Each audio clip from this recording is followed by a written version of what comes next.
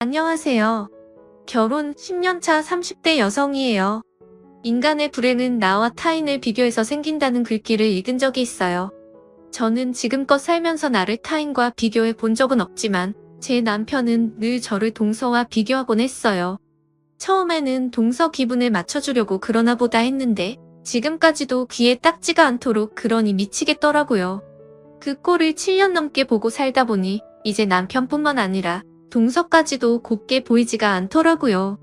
남편 형제들이 시댁에서 모인다는 말만 나오면 며칠 전부터 머리가 아프고 속에서 천불이 나곤 한답니다. 남편이 말 안 해도 저도 알아요. 저보다 동서가 학벌도 높고 돈 잘 벌고 친정도 잘 산다는 거요. 하지만 그걸 굳이 사람들 앞에서 조목조목 비교를 해야 하냐고요. 그렇게 따지면 저도 남편보다 잘나고 멋진 남자 만나 살고 싶어요. 살법이고 사는 자기 마누라 기죽이는 것 외에는 특별한 재주도 없는 인간 만나 속 썩고 살기 싫다고요. 정말 하루에도 12번씩 애 때문에 산다는 말을 주문처럼 외워가며 사는 내 심정을 지가 아냐고요. 오죽하면 제 아들이 뭐라는 줄 아세요? 엄마는 왜 아빠랑 결혼했어? 아빠는 엄마를 사랑하지도 않는데. 그날 아들 녀석의 말에 욕실에 들어가 한참을 울었어요. 그때 심각하게 이혼을 생각했어요. 15년 전 한 직장에서 만나 몰래 사내 연애를 할 때는 남편이 지금처럼 저를 무시하지는 않았어요. 그 반대였죠.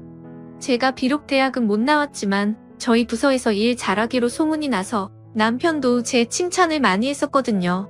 우리가 처음 만났을 당시 남편은 영업부 대리였고 저는 격리과 사원이었어요. 영업을 뛰다 보면 접대 영수증 처리를 해야 할 일이 많아서 남편은 자주 저희 부서에 찾아오곤 했어요. 남편은 그리 영업 실적이 좋은 편은 아니었지만 사람이 착해서 제가 몇 번 위기에서 구해주곤 했어요.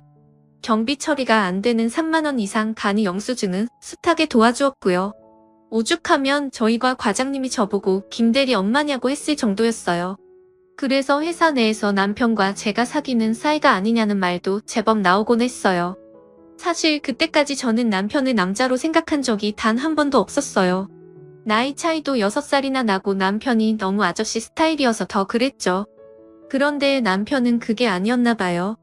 사람들이 우리 둘 사이를 오해하는 걸 은근히 즐기는 것 같더라고요. 김대리님 사람들한테 우리 사귀는 거 아니라고 말 좀 해요. 다들 오해하잖아요. 에이, 뭘 그렇게까지 해요. 막말로 우리가 사귀면 안 되는 이유도 없잖아요. 안 그래요? 그 말에 제 표정이 일갈어지는 걸 보고서야 남편은 농담이라며 발뺌을 했어요. 하지만 왠지 농담이 진담같이 들리더라고요. 그리고 남편의 진심은 얼마 뒤 밝혀졌어요. 하루는 저희 부서 과장님이 제자리로 오셔서는 사진 한 장을 내미셨어요. 자기 큰 조카라며 보여준 사진 속 남자는 엄청난 근육을 뽐내고 있었어요. 사실 저는 우락부락한 근육을 질색하는데 과장님 조카라서 싫은 티도 못 내고 근육이 대단하다고 긴 말로 칭찬을 해주었죠. 근데 하필 그 모습을 남편이 본 거예요. 과장님은 제게 소개팅을 주선해주겠다고 한번 만나보라고 하셨는데 그 말을 들은 남편이 쌩하니 사무실에 나가버리더라고요. 짧은 순간 본 거지만 분명히 남편의 얼굴은 잔뜩 화가 난 표정이었어요. 저 사람이 왜 화를 내나 싶었죠. 아무튼 소개팅은 정중히 거절을 했고 그 일은 잊고 지냈어요. 그런데 그 일이 있은 이후로 남편이 제게 냉랭하게 굴기 시작한 거예요. 복도에서 만나도 일부러 못 본 척 쓱 지나가 버리기 일쑤였죠. 갑자기 사람이 변하니까 내가 뭘 잘못해서 그런 건가 걱정이 됐어요. 그래서 사람들 없을 때 조용히 물었죠. 혹시 나한테 기분 나쁜 일 있냐고요. 그랬더니 볼멘 소리로 그러는 거예요. 유선희 씨가 그렇게 근육질 남자를 좋아하는지도 몰랐네요. 머리에 든 것도 없이 근육만 키우는 애들이 뭐가 좋다고. 30이 다 돼가는 남자가 한참이나 어린 제 앞에서 질투를 하는 걸 보니 한심하기도 하면서 한편으로는 귀엽기도 하더라고요. 그래서 좀 놀려주려다가 남편의 슬리퍼 밖으로 나온 구멍난 양말을 보고는 마음을 고쳐먹었어요. 양말에 구멍이 난 줄도 모르고 하루 종일 발바닥에 땀이 나도록 영험을 뛰는 남편이 그날따라 짠하게 보였거든요. 그러면서도 한편으로는 참 열심히 사는 사람 같다는 생각이 들었어요. 비록 요령도 없고 백도 없어서 몸이 고생인 사람이지만 적어도 자신의 일에 최선을 다하는 모습이 참 좋아 보였거든요. 그래서 용기 내서 말했죠. 김 대리님 저 맥주 한 잔 사주세요. 매번 술 한 번 사겠다고 말만 해놓고 한 번도 약속 안 지키셨잖아요. 그 약속 오늘 지켜주세요. 갑작스런 데이트 신청에 남편은 잠시 벙찐 표정이었어요. 싫어요? 그럼 마세요. 대신 앞으로 나한테 3만 원 이상 간이용수증 드림일 생각도 하지 마세요. 아 그게 아니라 우리 둘만 만나는 건가 해서 그리고는 제 반응을 살피더라고요. 김대리님 주머니 사정 생각해서 나 혼자 베껴 먹으려고 했는데 싫으면 저희 과 사람들 다 부를게요. 아 아니야 절대 그러지 마. 남편은 손사리를 치며 뭐가 그리 좋은지 입꼬리를 실룩거렸어요. 그날 남편과 저는 처음 둘이서 술을 마셨고 버스 막차 시간까지 수다를 떨었어요. 회사에서는 몰랐는데 막상 밖에 나와서 보니 아저씨가 아닌 친근한 오빠처럼 느껴지더라고요. 순박한 동네 오빠처럼요. 30이 다 된 남자가 순박하다는 게 좀 이상하게 들릴지 모르지만 그때 제가 느낀 남편은 그랬어요. 저는 남편의 그런 점이 좋더라고요. 그래서 나이 차이가 있음에도 남편과 사귀기로 마음먹었죠. 하지만 회사 내에서는 철저히 비밀에 붙이기로 했어요. 괜한 오해는 불러일으키기 싫었거든요. 연인 사이라서 남편이 낸 영수증만 경비 처리를 잘해준다는 오해 말이에요. 게다가 사귀다 헤어지면 서로 불편한 것 외에 주변 시선이 따가울 것 같아 미연에 방지하자는 뜻도 있었어요. 처음엔 그런 이유로 비밀 연애를 했는데 막상 사귀다 보니 스릴도 있고 우리만의 비밀이 있다는 사실에 묘한 쾌감도 있더라고요. 우리는 그렇게 5년이나 아무도 모르게 비밀 연애를 했어요. 연애 기간이 길어진 건 결혼 자금을 모으기 위해서였어요. 둘 다 집에서 첫째라서 그런가 부모님께 부담을 덜 드려야 한다는 강박이 있었거든요. 밑으로 동생들도 있어서 결혼은 우리 힘으로 해야겠다는 생각도 강했고요. 남편은 3형제 중 장남이었는데 그중 둘째 동생이 공부를 잘했어요. 그 집안에서 유일하게 명문대를 나와서 대기업에 다니는 엘리트였죠. 그래서 집안 분위기 자체가 장남인 제 남편보다 둘째 아들을 더 대우하는 것 같더라고요. 천성이 그런 건지 주눅이 들어 그런 건지 남편도 자기 동생을 어려워했어요. 그런데 솔직히 저는 둘째가 마음에 안 들더라고요.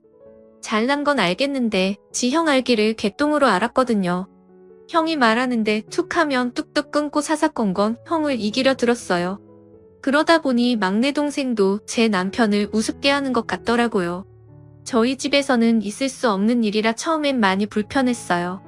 시댁에 인사를 드리고 온 뒤로 왠지 남편이 더 불쌍하게 느껴져서 나라도 잘해줘야겠다는 생각을 했어요. 결혼 날짜가 잡히고 청축장이 나오자 우리는 회사에 청축장을 돌렸어요. 그동안 우리가 사귄 줄 몰랐던 회사 사람들은 다들 엄청 놀라더군요. 심지어 저희 부서 언니들은 걱정스러운 표정으로 정말 괜찮겠냐고 물었어요. 그때는 언니들의 그런 반응이 남편을 무시하는 것 같아서 기분 나빴는데 지금에 와서 생각하니 그 언니들이 사람 볼 줄 알았구나 싶다군요. 기혼자였던 언니들은 연애와 결혼이 천지 차이라는 걸 알았던 거죠. 결혼을 하고 한동안 남편과 저는 맞벌이를 했어요. 벌 수 있을 때 열심히 벌어놔야 제가 출산으로 회사를 쉬게 될 때 덜 부담이 갈 것 같았거든요. 그런데 생각지 못한 일이 벌어진 거예요. 글로벌 금융위기로 IMF 때만큼이나 경제 사정이 안 좋아져서 저희 회사도 타격이 컸거든요. 40대 초반 과장급한테도 희망퇴직 신청을 받을 정도였어요. 부부 사원인 경우는 둘 중 하나는 회사를 떠날 각오를 해야만 했죠. 결혼하고 얼마 안 돼서 이런 일이 생겼으니 저희가 운이 안 좋았죠. 결국 제가 퇴사를 하면서 남편이 회사에 남게 되었어요. 어쩔 수 없는 결정이었어요. 저보다 남편이 직급도 높고 월급도 더 많았으니 당연한 일이었죠. 회사를 나오고 한동안 재취업을 하려고 발버둥 쳐봤지만 있는 직원도 자르는 마당에 유부녀 고졸 격리직 직원을 받아줄 회사가 어디 있겠어요. 월급을 낮춰서라도 어디든 들어가겠다 마음먹었지만 소용없었어요. 결국 회사원을 포기하고 동네 마트에 이력서를 냈고 격리 경력을 인정받아 캐셔로 들어가게 되었어요. 그런데 하늘도 무심하시지 하필 그때 임신했지 뭐예요. 거기다 입덧이 너무 심하고 임신 초부터 유산기가 있어서 몇 달 일도 못하고 제 발로 나오게 되었어요. 그때는 정말 암담하더라고요. 그러면 안 되는 줄 알면서도 뱃속의 아이를 많이 원망했어요. 아직도 우리 큰아들을 볼 때마다 그때 일이 떠올라 미안할 때가 많아요. 큰애가 태어나고 집에서 육아를 하다가 애가 젖을 때고부터 슬슬 몸 만들기를 시작했어요. 어떻게든 다시 일자리를 구해야겠다는 생각이 강했거든요. 그 무렵 시동생이 결혼을 하게 됐는데 요유상종이라고 시동생 못지않게 학벌도 직장도 빠지지 않는 여자였죠. 집도 좀 사는 편이라서 신혼집을 구할 때 동서 친정에서 절반가량을 보태줬다고 하더라고요. 있는 집 딸을 데려와서 그랬는지 저희 시부모님도 둘째 아들 결혼할 때는 집 구하는데 보태라고 결혼 자금을 내어주셨어요. 우리 힘으로 전체 집을 구해 살았던 우리 부부와 달리 시동생네는 자가 아파트에서 신혼을 시작했어요. 말은 안 했지만 동선의 집에 가보고 얼마나 부러웠는지 몰라요. 인테리어 잡지에서나 나올 법한 집이더라고요. 비록 대출이 많이 끼어있기는 했지만 그래도 자가 아파트라는 사실이 무엇보다 부럽더라고요. 보증금 올리겠다는 집주인의 달갑지 않은 전화를 안 받아도니 말이죠. 그때부터였던 것 같아요. 남편이 저와 동서를 비교하기 시작한 건 말이죠. 동서는 속도 위반으로 임신을 한 채 시집을 왔음에도 불구하고 시부모님 앞에서 당당했어요. 누구 하나 그 문제로 동서한테 눈치를 주는 사람이 없어서 그랬을 거예요. 시집을 올 때 혼수며 예단도 최고급으로 해온 며느리였기에 더더욱 그랬죠. 어메니제가 맏며느리였지만 여자는 남편 따라 대접받는다고 시댁 식구들은 저보다 동서를 더 대접해 주었어요. 저는 부리는 며느리, 아랫동서는 받들여와야 할 며느리였죠. 게다가 동서는 임신까지 한 상태라 명절 때도 모든 일은 제 몫이었어요. 동서가 시집 오고 처음 맞는 명절에 저는 혼자일 때랑 똑같이 명절 음식을 만들고 그 많은 설거지를 해야 했죠. 임신 5개월 차였던 동서는 상전대우를 받으며 안방에 들어가 누워 있을 때도 저는 엉덩이 한번 붙일 새 없이 일해야 했어요. 운 좋은 년은 어떤 상황에서도 몸 편히 사는구나 싶었어요. 그렇게 독박 명절을 지내고 나니 온 몸이 으스러지는 것처럼 아프고 뼈마디마다 틀어진 기분이었어요. 몸살이 온 건가 싶어서 쌍화탕에 복합 감기약이라도 먹으려는데 왠지 그러면 안 될 것 같더라고요. 여자의 촉이라는 게 있잖아요. 제 몸 상태가 마치 첫 애를 임신했을 때랑 같은 게 불안하더라고요. 그래서 약 먹기 전에 임신 테스터를 사다가 검사를 했는데 또 임신을 했지 뭐예요. 그땐 정말 재기하려는 의지 자체가 형체도 없이 짓밟힌 기분이었어요. 화도 안 나더라고요. 다 끝났다 싶었거든요. 명절 연휴가 끝나고 병원에 가보니 임신 10주 차더라고요. 제가 워낙 생리 불순이 심해서 생리 주기에 신경을 안 쓰고 살았던 게 임신을 뒤늦게 알게 된 원인이었어요. 진작 알았으면 명절에 독박 쓰고 일하지 않았어도 될 텐데 하는 후회가 몰려왔어요. 안 되는 인생은 뭘 해도 안 되는구나 싶었죠. 제 임신 소식에 남편은 싸늘하게 얼굴이 굳어버렸어요. 빈말이라도 축하한다는 말은 끝내 나오지 않더라고요. 첫 애 때도 그렇고 둘째 때도 그렇고 온전히 축복해줄 수 없는 상황이 너무 가슴 아팠어요. 한참 침묵하던 남편은 작정한 듯 한숨을 푹 쉬고는 말했어요. 애 꼭 낳아야겠어? 그게 무슨 소리야? 낳지 말라는 거야? 너 내가 왜 그렇게 미련하냐? 우리 상황 뻔히 알면서 피임 정도는 알아서 했어야지. 어떻게 넌 생각이란 게 없냐고? 제 수시 좀 봐. 회사 일 지장 없게 임신 계획 확실히 잡아서 애 갖는 거. 너한테 그 정도까지 바라지는 않아. 하지만 적어도 형편은 생각해서 애를 가져야 할 거 아냐? 누가 들으면 애를 저 혼자 몰래 만들었는 줄 알겠더라고요. 좋아. 100번 양보해서 당신 말대로 동서가 똑똑해서 계획 임신했다고 치자. 애 갖는 게 여자 혼자 힘으로 된다고 생각해? 당신은 피임을 내 탓으로만 돌리는데 가장 쉬운 피임은 콘돔이야. 피임약은 여자 몸에 해롭지만 콘돔은 남자 몸에 아무 무리도 주지 않는다고. 그 쉬운 걸 당신이 안 해놓고 어떻게 모든 걸 내 탓으로만 돌려? 기세등등하게 저를 몰아세우던 남편은 자기가 불리해지자 화를 냈어요. 아 됐어. 말도 안 통하는 너하고 내가 무슨 말을 하겠냐? 이래서 똑똑한 여자랑 결혼했어야 하는 건데 대학도 못 나온 너랑 내가 무슨 대화를 하겠냐? 차라리 내가 참고 말지. 그깟 시답자는 대학 좀 나왔다고 자기가 불리할 때마다 대학 못 나왔다는 소리를 해대는데 정말 그놈의 주둥이를 미싱으로 확 박아버리고 싶었어요. 제 임신 소식을 들은 시어머니는 당연히 애를 낳아야지 무슨 소리냐며 제 남편을 탓하셨어요. 돈 무서워, 이미 배내를 안 낳는다는 게 말이 되니? 그랬다면 니들 전부 세상 빚 못 봤을 거다. 여기까지만 들어보면 그래도 어른은 어른이구나 했어요.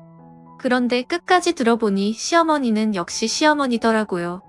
애야 낳기만 하면 봐줄 사람은 지천에 깔렸는데 뭔 걱정이야? 안 사돈도 있고 큰애 여동생도 있는데 뭐가 걱정이라고? 애를 낳느니 마느니 말들이 많아 쓸데없는 생각 말고 해놔. 참 큰애야, 너 잡채 좀 만들어서 작은애한테 갖다 줘라. 둘째가 지난 설에 먹은 잡채 생각이 난다고? 그거 해달라는데 그건 네가 만든 거잖니? 입덧 때문에 멀통 못 먹는다고 하니까 그거라도 해다가 먹여야지 어쩌겠니? 많이 할 것도 없이 한 접시만 해다가 갖다 줘라. 어차피 입덧할 때는 생각이 그때그때 변해서 갖다 줘도 안 먹을지도 모르니까. 어머님, 저도 요즘 입덧이 심해서 음식 냄새 맡기 힘들어요. 저도 임신한 거 아시면서. 그랬더니 남편이 득달같이 달려들어서 이러는 거예요. 넌 임신 경험자잖아. 애 처음 가진 사람이랑 어디 갔니? 밥만 잘 챙겨 먹으면서 그깟 잡채 하나 만들어주기 싫어서 핑계냐? 너 혹시 재수씨 임신한 거 보고 살면서 일부러 피임 안 한 거 아니야? 남편은 애 못 낳게 했다고 제가 시어머니를 집에 부르자. 그게 얄미워? 일부러 제 속을 긁어댔어요. 몸만 컸지 속은 밴댕이 속을 닦지만도 못한 남자였죠. 저는 울렁거리는 속을 달래가며 잡채를 만들어 동서한테 가져다 줬고 어머님의 그런 심부름은 이후에도 몇 번이나 이어졌어요. 처음에는 같은 임산부 처지에 괜히 손이 동서를 부려먹는 것 같다며 미안한 척이라도 하던 동서는 비슷한 상황이 이어지자 아예 당연하게 받아들이더군요. 제가 출산하기 2달 전 동서는 처사위를 낳았어요. 아들이었죠. 돈 있는 집이라 그런가 출산 후 바로 유명 산후조리원으로 옮겨 산후조리를 시작하더라고요. 말 그대로 산후조리부터 몸매 관리까지 체계적으로 짜인 스케줄에 따라 철저하게 관리되는 곳이었어요. 게다가 시설도 좋고 저도 돈만 있다면 이곳에서 케어받고 싶다는 생각이 굴뚝 같았어요. 그래서 저도 모르게 부럽다는 말이 툭 튀어나왔는데 그 말을 들은 남편이 가족들 앞에서 제게 그러는 거예요. 부러우면 너도 돈 벌어. 재수씨도 다 자기가 번 돈으로 산후조리원 간 거야. 남이 가진 거 부러워할 생각만 하지 말고 그 사람이 그걸 갖기 위해 얼마나 노력했는지부터 생각해. 꼭 능력도 없는 것들이 남의 떡 보고 침 흘리더라.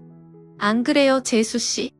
재수씨는 참 능력도 있고 센스도 있고 뭐 하나 빠지는 게 없습니까? 시간 날 때 제 집사람한테도 조언 좀 해주세요. 이 사람은 무식한 데다 센스라고는 눈꼽만큼도 없다니까요. 가족들 앞에서 저를 닦아내리며 동서 칭찬을 하는 남편 때문에 저는 속이 문드러졌지만 남편도 가족들도 이런 제 생각은 조금도 안 하더라고요. 그날 집으로 가는 차 안에서 울면서 남편한테 서운하다 했더니 돌아오는 건 애꿎은 타박뿐이었어요. 오늘 우리가 거기 왜 간 것 같니? 재수씨 출산 축하하러 간 거야. 힘들게 애 낳은 사람 기분 좀 띄워준 거 가지고 네가 지금 질투할 일이니? 사람이 왜 그렇게 생각이 어려? 여자의 적은 여자라더니 그런 거냐? 혹여 재수씨를 적으로 생각한다면 그 생각 일찌감치 접어라. 재수씨랑 너랑 상대가 되겠니? 그럴 바엔 차라리 고개 팍 숙이고 밑으로 기어 들어가는 게 상책이야. 베테랑 영업맨으로서 해주는 조언이다. 베테랑은 개뿔. 형편없는 자기 영업 실력은 누구보다 내가 잘하는데 어디서 뻥을 치는지. 남편의 말 같지도 않은 전략 탓에 마음이 상한 건 저뿐이었죠. 2달 뒤 둘째 아리를 출산했어요.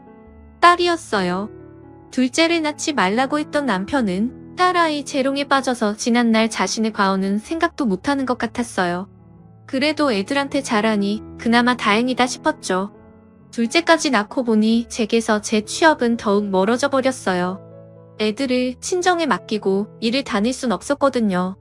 그래서 절약하는 것만이 돈을 버는 거라는 각오로 최대한 생활비를 아끼기 위해 노력했어요. 그렇다고 사람이 먹을 건 못 먹고 살 수는 없는 거잖아요. 그래서 여러 매체를 통해 틈새 절약 노하우를 익혀나갔고 그걸 블로그에 하나하나 기록해 나만의 절약 노트를 만들었어요. 정부에서 지원하는 육아 관련 사업과 혜택들도 꼼꼼히 찾아서 신청을 했고요. 화장실 휴지 한 장, 수돗물 한 컵도 허투루 쓰지 않도록 절약했어요. 아이가 다니는 어린이집에서 철마다 하는 아나바다 캠페인에 참여해 둘째한테 필요한 유아용품도 구하고 유치원 엄마들을 통해 딸아이 옷이랑 장난감, 책 등도 얻었을 수 있었어요. 제가 잘 쓴 물건들은 다시 세탁해서 필요한 다른 엄마들한테 나눠주면서 서로 필요한 물품 교류를 해나갔죠. 비싼 돈 주고 아이들을 키즈 카페에 데려갈 게 아니라 마음 맞는 엄마들 몇 명과 함께 공동 육아를 하며 아이들과 함께 놀아주기도 했어요. 가전제품을 사고 나온 대형 박스를 이용해 종이집을 만들어 아이들이 들어가 놀 수 있게 해주고 안 쓰는 자투리 천을 모아서 아이들 놀이복도 만들어 입히곤 했죠. 장을 볼 때도 공동으로 채소며 생선 등을 구입해 필요한 만큼씩 나눠 가져가고 돈도 나눠서 냈더니 생활비도 많이 절약이 되더라고요. 남아서 버리는 채소도 없게 됐고요. 돈 대신 엄마들 품을 팔아 생활비를 아끼다 보니 하루하루 돈을 쓰는 게 아니라 돈을 모으는 기분이 들었어요. 이 모든 노하우를 블로그에 착실히 기재하다 보니 블로그 2호 신청도 많이 들어오고 조회수도 엄청나게 늘어갔어요. 그러던 어느 날이었죠. 모르는 번호로 전화가 왔더라고요. 생활가전을 만드는 중소기업인데 자기네 제품을 써보고 평가 좀 해달라고 하는 거예요. 사용한 제품도 주고 소정의 사례금도 지불하겠다고요. 이게 말로만 듣던 뒷광고인가 싶었죠. 그래서 블로그에다 그런 광고는 안 한다고 선을 그었죠. 그랬더니 광고를 해달라는 게 아니라 주변 엄마들과 함께 제품을 써보고 모니터링을 해달라고 하더군요. 제품에 대한 좋은 말을 해달라는 게 아니라 주부들이 직접 써보고 개선할 점을 위주로 알려주셨으면 합니다. 뭐 저희한테 나쁠 건 없을 것 같아서 친한 엄마들 몇몇과 함께 제품을 써보고 이 제품이 어떨 때 사용하기 좋은지 어떤 부분이 불편한지 등을 꼼꼼히 적어 회사에 보내주었어요. 그랬더니 보고서가 마음에 들었는지 이후에도 신제품이 나올 때마다 연락을 해주시더라고요. 그렇게 사용해 본 제품들 중 쓸모있고 가성비 좋은 제품들은 엄마들한테 부탁을 받아서 회사에 주문을 넣어주기도 했어요. 블로그를 통해 보고 어디 제품이냐고 쪽지를 보내오는 사람들도 많았고요. 이래서 블로그로 광고 수익을 얻을 수 있다고 하는가 보다 생각하게 됐죠.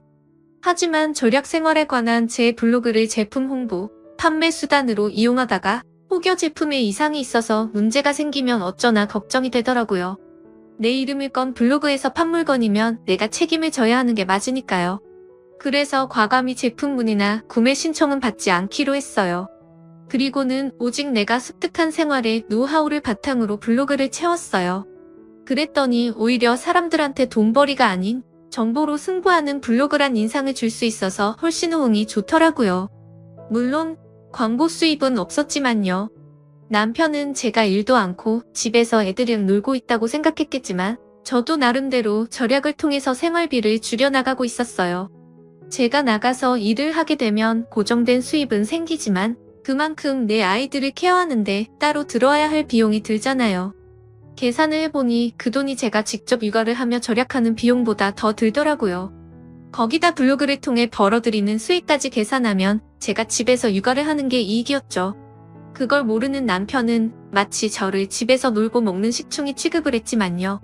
아무리 가계부를 증거 삼아 상황을 설명해도 들을 생각을 안 했죠. 어쩌겠어요. 말해줘도 안 듣는 거려. 집에서 벌어들이는 부수입으로 주식 투자도 하고 한때 유행하던 코인도 하면서 조금씩 주머니를 불려나가고 그렇게 모은 돈으로 남편 차를 바꿔주자 그때야 남편도 조금은 놀라는 눈치더라고요. 그러면서 혹시 자기가 그간 번 돈으로 산 게 아닌가 의심하더군요. 말했잖아. 내가 집에서 놀고 있는 건 아니라고. 나도 나름대로 돈을 벌고 있었단 말이야. 이 차에는 당신 돈 1원도 안 들어갔다고. 그러니까 앞으로는 제발 집에서 놀고 먹는다는 말은 안 했으면 좋겠어. 남편 앞에 차키를 던져주며 그간 쌓였던 한풀이를 했어요. 비록 중고차긴 했지만 가정주부가 부업으로 차를 샀다는 말에 시댁 식구들도 조금 놀라는 눈치였어요. 그래? 큰애 네가 아주 맹탕은 아닌 모양이구나. 아무튼 애썼다. 어머님도 모처럼 제게 칭찬을 다 해주시더라고요. 그런데 기왕 재주 부리는 거 작은애 대신 승민이 생일 단체 좀 준비해라. 너도 알다시피 작은애가 좀 바쁜 애니? 이번에 승진까지 해서 요즘 눈코 뜰 새 없이 바쁘더더라. 밖에서 돈 버는 애한테 지 아들 생일까지 챙기게 할 순 없잖니. 별로 할 건 없고 케이크랑 간식 좀 준비해서 승민이 유치원에 좀 갖다 줘. 요새는 뭐라더라? 그 간식 키트. 뭐 그런 걸 해다가 보내면 유치원에서 애들한테 나눠준다더라고. 또 뭐라고 하던데? 암튼 난 당최 뭔 말인지 잘 모르겠으니까 작은 애랑 통화하고 하라는 대로 다 해줘. 살림 잘하는 며느리 이럴 때 안 써먹으면 언제 써먹냐? 제 칭찬을 하시는 줄 알았는데 결론은 동서 대신 동서 아들 생일 잔치 준비를 떠맡기시려는 거였어요. 어머님이 가시고 혼잣말로 볼멘 소리를 했더니 대뜸 남편이 그러더군요. 내가 살림 잘한다고 자랑질할 때부터 이렇게 될 줄 알았다. 너 잘하는 거니까 제 수지 좀 도와줘. 있는 재주 섞이지 말고. 약 올리듯한 소리하곤 잽싸게 자동차 키를 들고 나가는 남편을 보자. 저런 게 뭐가 이쁘다고 차를 바꿔줬나 후회가 밀려왔어요. 애들 태우고 다니는 것만 아니라면 당장 뺏고 싶었죠. 열을 식히고 동서한테 전화를 했더니 요구사항이 엄청나더라고요. 자기의 다니는 유치원 엄마들은 유기농 아니면 안 먹이니까 간식은 유기농 제품의 주의 모식품으로 선별의 갭을 포장해서 30개를 준비하라고 했어요. 간식은 유기농 과일 주스와 유기농 밀로 만든 쿠키, 자연 방목한 소에서 얻은 우유가 듬뿍 들어간 밀크 초콜릿과 유기농 설탕으로 구성하고 케이크는 강남에 있는 유명 파투셔가 만든 유기농 당근 케이크로 사가라고 하더군요. 비용은 형님 계좌로 넉넉하게 보내드릴 테니까 질 좋은 제품으로 골라서 준비해주세요. 아, 젤리는 안 돼요. 애들 치아에 무리가 가면 안 되니까. 그리고 포장도 신경 좀 써주세요. 아예 업체에서 주문해서 스티커랑 리본 세트도 맞춰주시고요. 아, 스티커에 들어갈 문구는 제가 문자로 보내드릴게요. 살림 잘하는 형님 덕을 이렇게 보게 될 줄은 몰랐어요. 아주 상사가 부하 직원한테 업무 지시 내리는 것처럼 조목조목 빠짐없이 요구사항을 말하더군요. 같이 애 키우는 입장이라서 이번 한 번은 봐준다 생각하고 열심히 준비해 보냈어요. 그랬더니 유치원 엄마들이 어쩌면 이렇게 준비를 잘했냐며 어느 업체에서 했는지 묻더래요. 그래서 손이동서가 해줬다고 했더니 자기들 생일 차례 때 부탁 좀 해도 되겠냐고 묻더라는 거예요. 물론 수고비는 제대로 주겠다고요. 생각해보니 괜찮겠다 싶었어요.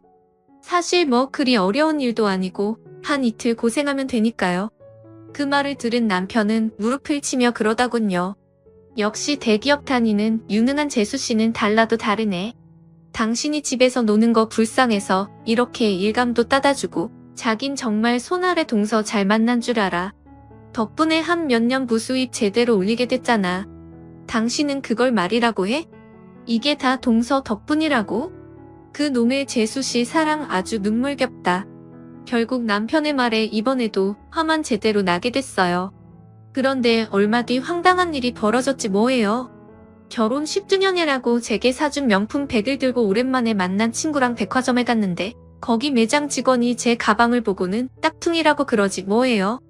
남편이 결혼 10주년 기념 선물로 사준 건데 그럴 리 없다고 했더니 매장 매니저가 나와서 보더니 정말 가품이 의심되니 제품을 산 곳에서 잘 알아보라고 하더군요. 잘 사는 친구 앞에서 기죽기 싫어 들고 나간 가방이었는데 결국 그 가방 때문에 공개적으로 망신살 뻗치게 되었죠. 웃긴 건 남편의 태도였어요. 그럼 돼지목에 진주 목걸이라도 채워줘야 했다는 거야? 어차피 집구석에서 뭉개고 있으면서 그런 백 들고 나갈 일은 있겠니?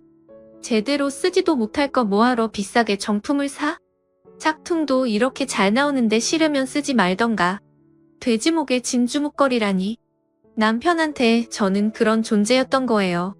그런데 그게 끝이 아니었어요. 남편이 낭떠러지에 서 있는 내 등을 떠미는 사건이 벌어졌거든요. 추석을 맞아 시댁에 다들 모였는데 웬일로 시동생이 제 남편한테 싹싹하게 굴지 뭐예요.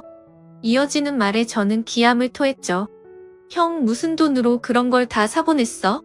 난 형수님한테 뭐 하나 사드린 것도 없는데 우리 와이프까지 챙겨주고. 그래야 아주버님 이번에 너무 큰돈 쓰셨어요. 생일 선물로 그렇게 비싼 선물을 받아도 되는지 모르겠네요.